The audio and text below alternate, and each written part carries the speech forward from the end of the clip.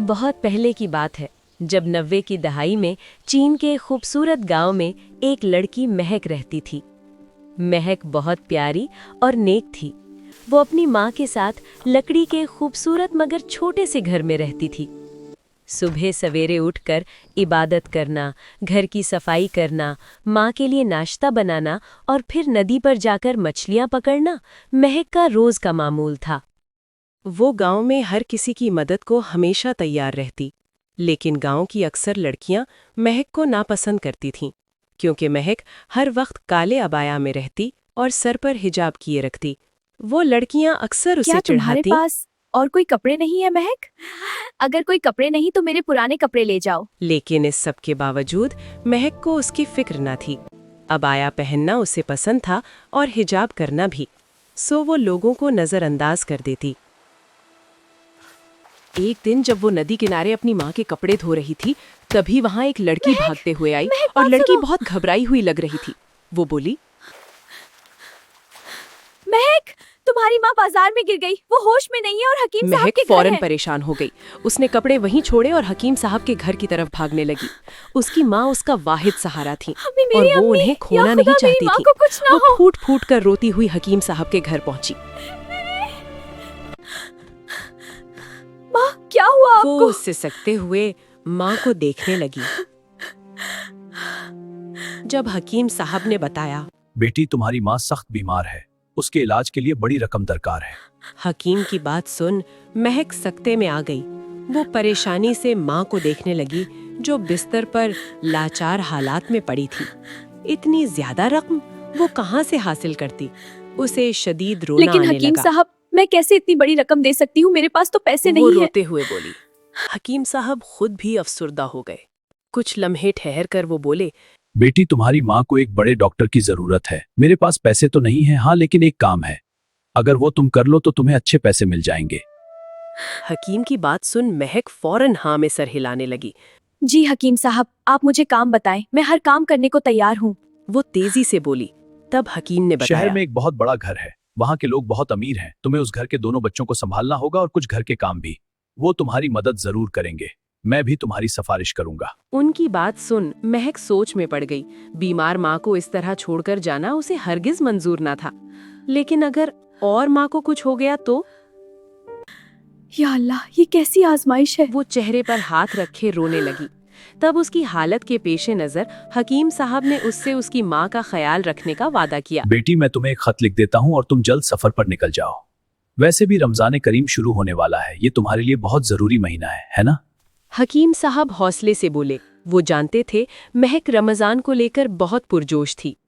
तब महक दुखी दिल से अपनी माँ से मिलकर हकीम बाबा से खत लेती घर से बाहर निकल गई। उसने बहुत भारी दिल के साथ उस खत पर लिखे पते की तरफ रुख किया और यूं महक की जिंदगी का एक ऐसा सफर शुरू हुआ जिसका उसने कभी सोचा ना था। महक जब उस पते पर पहुंची तो दरवाजा एक जदीद और खूबसूरत औरत ने खोला जिसका नाम आन था। कौन? आन ने बेमुरव्वत लहजे में महक को सरता पैर देखते पूछा। तब महक बोली, मैं महक हूँ, मुझे दूर गांव के हकीम बाबा ने यहाँ भेजा है। हकीम बाबा, हम किसी ऐसे शख्स को नहीं जानते। क्या तरीके अपनाते हैं लोग दूसरों को परेशान करने के? वो औरत बेमुरव्वती से कहती दरवाजा बंद करने लगी। जब महक दोबारा बोली, मेहरबानी फरमाकर मेरी बात सुने। ये खत एक बार पढ़ ले। महक ने फौरन वो खत औरत को दिया जो हकीम साहब ने दिया था। औरत ने खत लेकर पढ़ा, फिर थोड़ी देर जांचने के बाद बोली, ठीक है, अंदर आ जाओ। यूं महक उसके पीछे पीछे घर के अंदर दाखिल हो गई। घर बहुत बड़ा और बहुत खूबसूरत था। महक ने अपनी जिंदगी में ऐसा हसीन घर नहीं देखा था। वो जदीद चीजों को देख रही थी जब औरत की आवाज सुनाई दी। मेरे 2 बच्चे हैं, लीमिंग और जाओ। तुम्हें उन दोनों का ख्याल रखना है। मुझे कोई शिकायत नहीं चाहिए। जो एक्स्ट्रा काम करोगी, मैं ज्यादा पैसे दूंगी। अब तुम इस तरफ जाओ। वहाँ स्टोर रूम साफ किया है।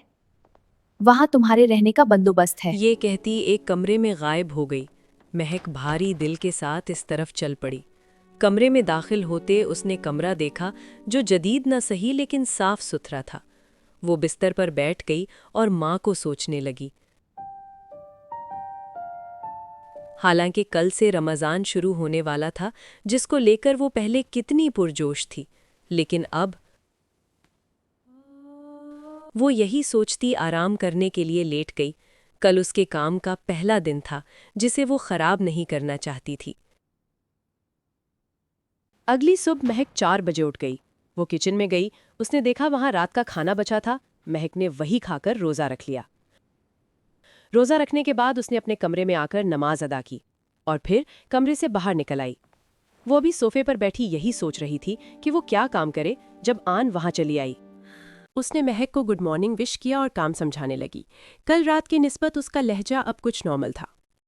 सबसे पहले उठकर ब्रेकफास्ट तैयार करना है, फिर बच्चों को उठाना है और स्कूल जाने की तैयारी में उनकी मदद करनी है। फिर बच्चों को स्कूल छोड़कर आना है। बच्चे पैदल स्कूल जाते हैं, 15 मिनट का डिस्टेंस है। घर आकर लंच रेडी करना और बच्चों के कमरे की सफाई करनी है। औरत एक लम्हे को रुकी, फिर बोली, क्या तुम पढ़ी लिखी हो? अगर हाँ तो बच्चों को पढ़ा दिया करो, मैं तुम्हें एक्स्ट्रा पेमेंट कर दूंगी। उसकी बात पर महक ने फौरन हामी भर ली। इस तरह वो अपनी माँ का इलाज जल्द करवा सकेगी। तो चलो काम शुरू करो, गुड लक। आन ये कहते वापस अपने कमरे में चली गई, जबकि महक ने हिम्मत से गहरी सांस भरी और किचन का रुख किया। उसने हिदायत के मुताबिक सबसे पहले बच्चों के लिए ब्रेकफास्ट रेडी किया, फिर उन्हें उठाने उनके कमरे की तरफ बढ़ गई। धीरे से दरवाजा खोल वो अंदर दाखिल हुई लीमिंग और जाओ। बच्चों को उठाने लगी। लीमिंग जाओ, वो दोनों को आवाज देने लगी। थोड़ी कोशिश के बाद दोनों बच्चे जाग गए। वो महक को हैरत से देखने लगे। सबसे पहले जाओ ने सवाल किया, आप कौन हैं? आप कौन है? उसके सवाल पर महक ने उन्हें मुस्कुराकर नरमी से अपने बारे में बताया, लेकिन दोनों बहन भाई बस हल्के से सर हिलाकर बिस्तर से उठ गए। महक थोड़ी अफसुर्दा हुई, लेकिन फिर मुस्कुराकर दोनों को तैयार करने लगी। बच्चों, आज मैं तुम्हें स्कूल छोड़ने जाऊंगी। यूं दोनों बच्चों की तैयारी में मदद करवाने के बाद महक ने उन्हें ब्रेकफास्ट करवाया और फिर उन्हें स्कूल छोड़ने निकल पड़ी।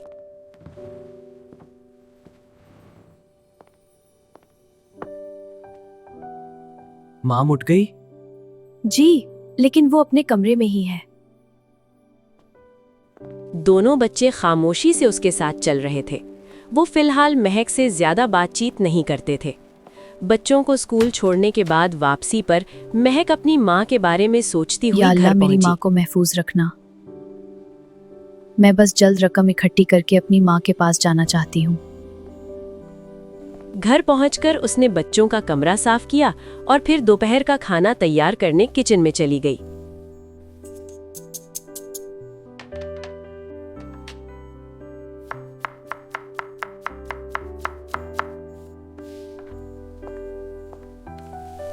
दोपहर को बच्चों के स्कूल से आने पर उन्होंने खाना खाया और ऑन ने महक को भी पेशकश की। महक, तुम भी खाना खा लो। नहीं, वो मुझे भूख नहीं। लेकिन महक ने मना कर दिया। अब महक बच्चों को पढ़ाती, अच्छा, घर पहले के ये काम सवाल हल करती करो, फिर और अगला रोजे शुरू भी करेंगे। रखती थी। ठीक है। जी।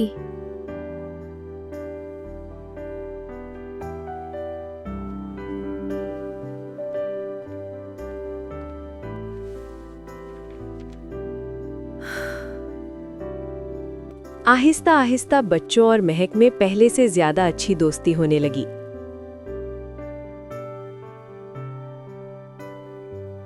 एक दिन जब महक बच्चों को पढ़ा रही थी, तब लीमिंग ने महक से उसके कुछ भी ना खाने और पीने के बारे में पूछा, तो महक ने उसे रमजान का आप कुछ हवाला खाती दिया। क्यों नहीं है? मैंने जब भी आपको देखा है, आप ना कुछ खाती है ना पीती है। रमजान करीम चल रहा है ना लीमिंग, बस इस वजह से। रमजान करीम? ये क्या है? रमजान करीम मुसलमानों का मुकद्दस महीना है। हम रोजा रखते हैं, यानी सुबह से शाम तक हम ना कुछ खा सकते हैं ना ही कुछ पी सकते हैं। सुबह से शाम तक कुछ नहीं खाना? कुछ भी नहीं। क्या मैं भी रोजा रखूं? तुम अभी अपना होमवर्क करो। यूं बच्चों को समझाने के बाद महक अपने कमरे में चली गई। आज का दिन पुरसुकून गुजरा था। लेकिन अगली सुबह इतवार था और जाओ अपनी माँ के पास बैठकर उनसे बात कर रहा था। बातों बातों में जाओ ने माँ से रमज़ान के बारे में पूछा और महक के रोज़ा रखने के बारे में बताया, जिसे सुन आन के चेहरे पर कुछ सख्त से तासुरात उभरे। उसने फौरन महक को बुलाया और उससे सवाल जवाब करने लगी। जाओ, तुम अपने कमरे में जाओ। लेकिन मॉम, आप महक को डांट क्यों? जाओ, मैंने कहा कमरे में जाओ। देखो महक, अगर तुम खुद कुछ नहीं खाओगी ठीक से तो मेरे बच्चों का ख्याल कैसे रख पाओगी? नहीं आन मैडम, मैं सब अच्छे से करूंगी, मेरा यकीन करें। महक, तुम ऐसा करो, रोजे रखना बंद कर दो, नहीं तो मैं तुम्हें काम पर नहीं रख सकती। नहीं मैडम, ऐसा मत कही। रमजान हमारे लिए बहुत मुकद्दस महीना है, हम अल्लाह के हुक्म से रोजे रखते हैं, मैंने नहीं छोड़ सकती। तो फिर ठीक है, अपना सामान बांध लो और 1 घंटे तक यहाँ से चली जाओ। यूं एक बहस के बाद महक अपने कमरे में आ गई। उसे समझ नहीं आ रहा था अब वो या क्या अल्लाह, करेगी। मुझे सब्र वो दे, अब वहीं मैं बैठी क्या रोने करूं? लगी। दूसरी तरफ जाओ थोड़ी देर ठहर कर फिर माँ से मिला। उसने माँ को बताया कि कुछ बच्चे उसे स्कूल में परेशान करते हैं, जिसे सुन आन थोड़े गुस्से में आती फिक्रमंद हो गई। तुमने मुझे पहले क्यों नहीं बताया जाओ, वो क्यों तुम्हें परेशान करते हैं? उनके सवाल पर जाओ ने बताया कि वो उन बच्चों से कम अमीर वो कहते हैं कि मैं उनसे कम अमीर हूँ और क्योंकि मैं खेलों में भी अच्छा हूँ और क्लास में भी अच्छे नंबर लेता हूँ। जाओ के ऐसा कहने पर आन मजीद बरहम हुई। मैं कल ही तुम्हारी स्कूल टीचर से बात करूंगी। माँ, महक भी तो रोजे रखने के साथ साथ हमें अच्छे से संभालती है। वो हमें बहुत अच्छी बातें सिखाती है। उसने मुझे हिम्मत दी कि मैं टीचर से खुद बात करूं। जाओ धीरे धीरे माँ को कुछ समझा रहा था। आन ये सुनकर सोच में पड़ गई। उसका बेटा इतना समझदार हो गया था। यकीनन महक उनका अच्छे से ख्याल रख रही थी। महक, तुम शाम को यहाँ से जाना, अभी जाओ और ली मिंग को बाहर ले जाओ। आन की बात पर महक खुश हो गई। वो फौरन उन दोनों को घर से बाहर ले गई। बाहर घूमते हुए उन्हें वक्त का एहसास न हो सका। अरे जब कुछ वो नहीं घर होता लौटे महक। तो महक बहुत डर रही थी। अरे कुछ नहीं होता महक। जाओ मुस्कुराकर उसे हौसला देने लगा। यूं ही वो घर पहुंचे और महक अपने कमरे में गई तो सामने बेड पर लेटी हस्ती को देख वो हैरान रह गई। माँ! वो भागकर अपनी माँ के गले लगकर रोने लगी। रमजान मुबारक महक, आन ने खुशी से महक को कहा रमजान था। मुबारक महक मजीद रोने लगी। मैं चाहती हूँ तुम हमेशा यहाँ रहो। मैं तुम्हारी माँ का मुकम्मल इलाज करवाऊंगी और जब वो ठीक हो जाए तो तुम भी अपनी पढ़ाई मुकम्मल करना। आन की बात सुन महक और ज्यादा रोने लगी और आन का शुक्रिया अदा करने लगी। तभी लेकिन मेरा जाओ तो बोला। आगे बर्थडे आ रहा है, क्या मुझे खजूरों का केक काटना होगा? जाओ ने ऐसा कहा कि सब लोग हंस पड़े। यूं महक वहीं ठहर गई। अल्लाह खुद पर किसी किस्म का एहसान नहीं रखता। वो वक्त आने पर आपको आपकी मेहनत का फल जरूर देता है।